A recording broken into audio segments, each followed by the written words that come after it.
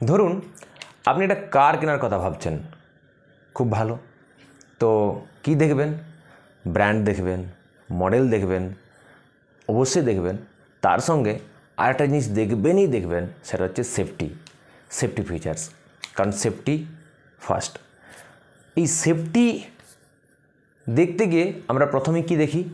Airbag. এই airbag আপনারা কি জানেন? এই এয়ারব্যাগ কীভাবে আমাদেরকে সেফটি দেয়, কিভাবে কোনো একটা হঠাৎ করে অ্যাক্সিডেন্ট হলে বা গাড়ি যদি হঠাৎ করে ব্রেক দিয়ে দেয় খুব হাই স্পিড থেকে, কোনো কারণে যদি ব্রেক দিতে হয়, থেমে যায়, তো কিভাবে এয়ারব্যাগ আমাদেরকে সেফটি দেয়। চলুন আজকে আমরা ওয়ার্কিং প্রিন্সিপাল জানবো কার? এয়ারব্যাগের। অর্থাৎ এয়ারব্যাগ মনে হয় না কি ধাক্কা হলো, হঠাৎ করে এয়ারব্যাগ খুলে গেল বা আমাকে দিয়ে বাঁচালো বা একটা ইনজুরি থেকে বাঁচালো। এটা কিভাবে হলো, এর ভিতরের সায়েন্সটা কি, আসুন আজকে এটা দেখা যাক। এই এয়ারব্যাগ ইনভেনশনের মূল যে একটা ব্যাকগ্রাউন্ড আছে, আর্লিয়ার ডেজে যখন গাড়ি জাস্ট মেকিং শুরু হয়েছে, তখন সেফটি ফিচার্স হিসাবে মূলত ওই কী দেওয়া হতো জানেন তো? ওই এখনও যেটা হয় আপনার seat belt, right? Seat belt দেওয়া হতো। তো সিট বেল্ট কেন দেওয়া হতো? যে কী হয়, হঠাৎ করে যদি একটা ধরুন গাড়ি স্পিডে চলছে, হঠাৎ করে যদি ব্রেক দিয়ে দেয়, তাহলে কী হয়? গতিজাড্যের কারণে সামনের দিকে ঝুঁকে পড়ে। দেখবেন আপনাদের অভিজ্ঞতা থাকবে, একটা বাইকে যাচ্ছেন, হঠাৎ করে ব্রেক দিয়ে দিলে কী হয়? আপনি সামনের দিকে ঝুঁকে পড়েন। এটা সিম্পল গতিজাড্য, নিউটনের থিওরি। এখন এই সিট বেল্ট দিলে কী হয়?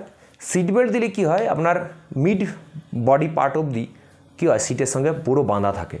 তাহলে যদি হঠাৎ করে গাড়ি ব্রেকেও দেয় বা হঠাৎ করে কোনো ধাক্কা হলে গাড়ি যদি থেমে যায়, তো আপনার মিড বডি পার্ট কী হবে অবধি কোনো সামনের দিকে ঝুঁকে যাওয়ার সমস্যা নেই। কিন্তু এখানে একটা সমস্যা, এই পার্টটা, এই আপার পার্টটা, এখান থেকে এই হেড অবধি, এটা তো একদম পুরোপুরি ফাঁকা থেকে যাচ্ছে, এর তো কোনো প্রোটেকশন নেই। যদি ধরুন খুব বড়সড় ধাক্কা হয়, তাহলে তো কী হয়, হেড সামনের দিকে ঝুঁকে যাবে এবং ড্যাশবোর্ডে হোক বা স্টিয়ারিংয়ে হোক কোথাও ধাক্কা খেয়ে কোনো বড়সড় ইঞ্জুরি হতে পারে। তো এক্সট্রা সেফটি দেওয়ার জন্য 1968 অ্যালেন ব্রিড, একজন মেকানিক্যাল ইঞ্জিনিয়ার, তিনি ফার্স্ট ইনভেনশন করলেন এয়ারব্যাগ। এয়ারব্যাগ কী এবং কিভাবে কাজ করে সেটা আমরা এখন দেখব। কনসেপ্টটা হচ্ছে যে যখনই ধাক্কা হবে, ধরা যাক এইটা আমার গাড়ি, এখানে একজন বসে আছেন, তো হঠাৎ করে ধাক্কা হলো, রাইট? ক্র্যাশড হয়ে গেল, ধাক্কা হয়ে গেল। যখনই ধাক্কা হয়ে গেল কী হবে, তার মিড বডি পার্ট তো আপনার সিট বেল্ট দিয়ে প্রোটেক্টেড আছে, কিন্তু মাথা থেকে এই পার্টটা ওপেন আছে বা অর্থাৎ আনপ্রোটেক্টেড আছে। তো এই কী হবে, সামনের দিকে ঝুঁকবে স্বাভাবিক। এবং সেই সময় যদি এখান থেকে কোনো একটা এয়ারব্যাগ ফুলে বেরিয়ে আসে এবং আপনাকে এই যে শক্ত হার্ড সারফেসে, যেটা স্টিয়ারিং হোক বা ড্যাশবোর্ডে, তার সঙ্গে ইঞ্জুরি থেকে আঘাত থেকে রক্ষা করতে পারে, তাহলে একটা এক্সট্রা প্রোটেকশন পাওয়া গেল। অর্থাৎ ধরুন ধাক্কা হলো, এখান থেকে এয়ারব্যাগ খুলে আসলো এবং আপনার যে এই যে এক্সট্রা শকটা সেটা বা জার্কটা সে অ্যাবজর্ব করে নিতে পারে। এখন মুশকিল হচ্ছে, কনসেপ্টটা অ্যাজাম্পশনটা ঠিক আছে, কিন্তু মুশকিলটা হচ্ছে যে এত কম ফ্র্যাকশন অফ সেকেন্ডের মধ্যে এই এয়ার ফিল হওয়া, এয়ারব্যাগ খুলে যাওয়া, এবার জার্ক অ্যাবজর্ব করা, এটা কিভাবে সম্ভব? এটা তো কোনো এয়ার পাম্প করে ধাক্কা হলো, এয়ার পাম্প হলো, দিয়ে ফিল আপ হবে, দিয়ে ওই এয়ারব্যাগ খুলে আসবে, তো ততক্ষণে তো যা ঘটার ঘটে যাবে, তো তাতে কোনো লাভ নেই, বরং ক্ষতি। তো এখানেই অ্যালেন ব্রিডের তার মাস্টার স্ট্রোক। তিনি কি করলেন না, এয়ারব্যাগের মধ্যে ধরুন এটা একটা এয়ারব্যাগ, এটা হচ্ছে একটা প্যারাসুটের ধরুন কাপড়, একটা ব্যাগ, এর মধ্যে কি রাখলেন জানেন? সোডিয়াম অ্যাজাইড বলে একটা কেমিক্যাল, NaN3, একটা ইন্টারেস্টিং কেমিক্যাল। এর ইন্টারেস্টিং ফিচার্স হচ্ছে একে যদি হিট দেওয়া হয়, তাপ দেওয়া হয়, এ কী হবে, ভেঙে যাবে। ভেঙে কী করবে, সোডিয়াম তৈরি হবে মেটাল, তার সঙ্গে নাইট্রোজেন গ্যাস তৈরি হবে। এইটাই হচ্ছে আসল ব্যাপার। এই যে নাইট্রোজেন গ্যাস তৈরি হবে এবং এটা এত দ্রুত তৈরি হয় এবং প্রচুর অ্যামাউন্টে তৈরি হয় যে উইদিন 30 মিলিসেকেন্ড, এটা ভেবে অবাক হবেন, উইদিন 30 মিলিসেকেন্ড এই পুরো এয়ারব্যাগ পুরো ফিল হয়ে যায় এবং এয়ারব্যাগ খুলে বেরিয়ে আসে এবং আপনাকে বাঁচিয়ে দেয়। এখন এটা কিভাবে অপারেট হয়, কিভাবে অপারেটেড হয় না, এখানে এই সাধারণত ধরুন ড্রাইভারের সিটে কি হয়, ওই স্টিয়ারিংয়ের জাস্ট নিচটাতে কি থাকে, ওই এয়ারব্যাগটা রাখা থাকে, ওপরে জাস্ট কভারটা দিয়ে একটা ঢাকা থাকে, সেটা আচ্ছাদন থাকে, সেটা ব্যাপার না, কিন্তু ওর মধ্যেই এয়ারব্যাগটা দেওয়া থাকে। এবং এয়ারব্যাগের মধ্যে কি থাকে, এই এয়ারব্যাগের মধ্যে একটা ইলেকট্রিক্যাল হিটার থাকে, সিম্পল ভাবুন ইলেকট্রিক্যাল হিটার, একটা হিটিং ইউনিট থাকে। এবার ধাক্কা হলে তো সাধারণত সামনের দিক থেকে ধাক্কা হয়, এখানে এই বনেটে থাকে সেন্সার, বনেটে কি থাকে, সেন্সার থাকে। এই যে সেন্সার যখনই ধাক্কা হলো বা হঠাৎ করে যদি গাড়ি খুব হাই স্পিড থেকে হঠাৎ করে ব্রেক দিয়ে দেয়, ডিএসেলারেট হয়ে যায়, তাহলে কী হবে, এই সেন্সার একটা ইলেকট্রিক্যাল সিগন্যাল পাঠাবে কোথাকে, এই এয়ারব্যাগের মধ্যে যে কন্ট্রোল ইউনিট আছে সেই কী করবে, একটা ইলেকট্রিক্যাল সিগন্যাল পাঠাবে। সিগন্যাল যখনই পাঠালো, যে ও আসলে বলে দিল যে বাবা ধাক্কা হয়ে গেছে, তুমি এবারে তোমার কাজ করো, কী হবে, ইমিডিয়েটলি ওই কন্ট্রোল ইউনিট কী করবে, হিট প্রোডাকশান, এখানে ধরো একটা হিটার আছে ধরুন, কী হবে, হিট প্রোডাকশান তৈরি করবে।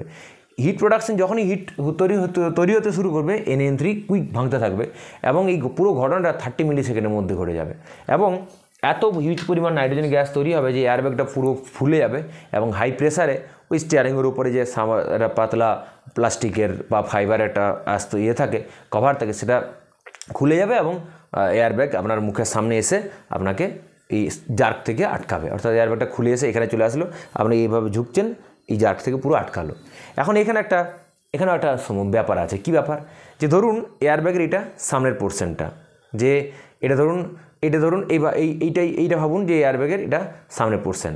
তো এয়ারব্যাগে আপনার এটা ধরুন মাথা আপনাকে কী করলো, আটকালো, এইখানে এয়ারব্যাগ ও কী করলো, জার্কটিকে আটকালো।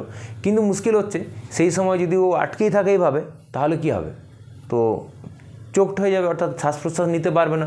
সেই ধাক্কার এতে হয়তো তার সেই সময় সেন্সটা কোনো কারণে কিছুক্ষণের জন্য চলে গেছে, তো শ্বাস প্রশ্বাস নিতে পারবে না, সেটা আর বড়ো সমস্যা। সেটা দূর করার জন্য কী করা হয়, এয়ারব্যাগের যে পিছন দিকে, এয়ারব্যাগের উল্টো দিকটাতে কি থাকে, দুটো এরকম কয়েকটা হোল থাকে, হোল।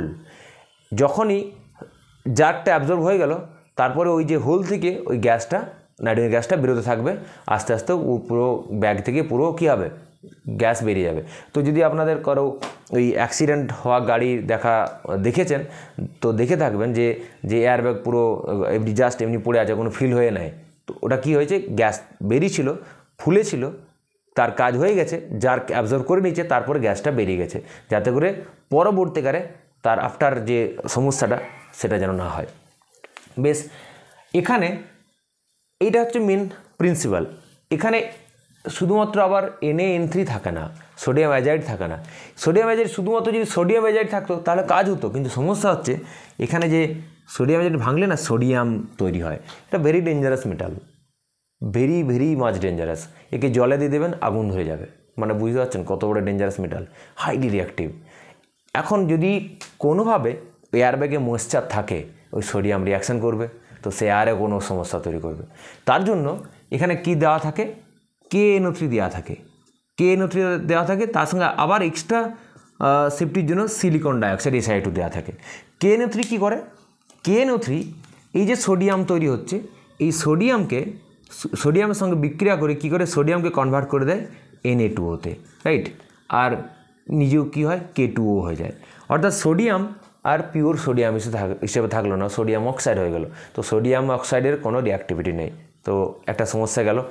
তার সঙ্গে এই বিক্রিয়া করার সময় এক্সট্রা আবার নাইট্রোজেন গ্যাস তৈরি হবে, তাহলে কি হয়, আরও কুইক নাইট্রোজেন গ্যাস তৈরি হওয়া শুরু হবে। তাহলে KNO3 দুটো কাজ করে, এক হচ্ছে এই যে সোডিয়াম যেটা হাইলি রিঅ্যাক্টিভ, সেই সোডিয়ামকে কী করে, নিউট্রালাইজ করে দেয়, অর্থাৎ ওর যে রিঅ্যাক্টিভিটিটা নষ্ট করে দেয়, সোডিয়াম অক্সাইডে পরিণত করে। তার সঙ্গে কিছু আবার এক্সট্রা নাইট্রোজেন গ্যাস তৈরি করে, যেটা আরও এয়ারব্যাগ তাড়াতাড়ি ফুলতে সাহায্য করে। আর SiO2 কেন দেওয়া হয়, SiO2 দেওয়া হয় এই যে তোমার Na2O আছে বা K2O আছে, এরা SiO2 সঙ্গে যুক্ত হয়ে কী হয়, সোডিয়াম সিলিকেট, যেটা আমরা গ্লাস বলি, কাঁচ, সোডিয়াম সিলিকেট আপনারা তো দেখে থাকবেন যদি কেউ দেখেছেন অবশ্যই কমেন্ট করে জানাবেন আমাকে যে এয়ারব্যাগের ভিতর যদি এয়ারব্যাগ খুলে যাওয়ার পরের ঘটনা যদি ভালো করে লক্ষ্য করেন মনে হবে যেন ভিতর থেকে ছোটো ছোটো ছোটো ছোটো কাচের দানার মতো আসছে। আসলে ওটা কিন্তু আগে থেকে ছিল না। এই যে সোডিয়াম অক্সাইড পটাশিয়াম অক্সাইড তৈরি হয় তারা SiO2 সঙ্গে যুক্ত হয়ে সোডিয়াম সিলিকেট বা পটাশিয়াম সিলিকেট এগুলো আসলে গ্লাস কাঁচ, সিলিকেট হচ্ছে কাঁচ তৈরি করে। তাহলে এটা আমাকে এক্সট্রা কী দেয়, সেফটি দেয়, ও কী করে এদেরকেও নিউট্রালাইজ করে। তো এই হচ্ছে টোটাল ওয়ার্কিং প্রিন্সিপাল কার এয়ারব্যাগের। তো যদি এই ভিডিওটা ভালো লেগে থাকে এবং আপনারা এই ধরনের ইন্টারেস্টিং সায়েন্টিফিক এক্সপ্লেনেশন আরও পেতে চান তাহলে অবশ্যই চ্যানেলটাকে সাবস্ক্রাইব করুন, শেয়ার করুন এবং কমেন্ট করুন। দেখা হচ্ছে নেক্সট ভিডিওতে।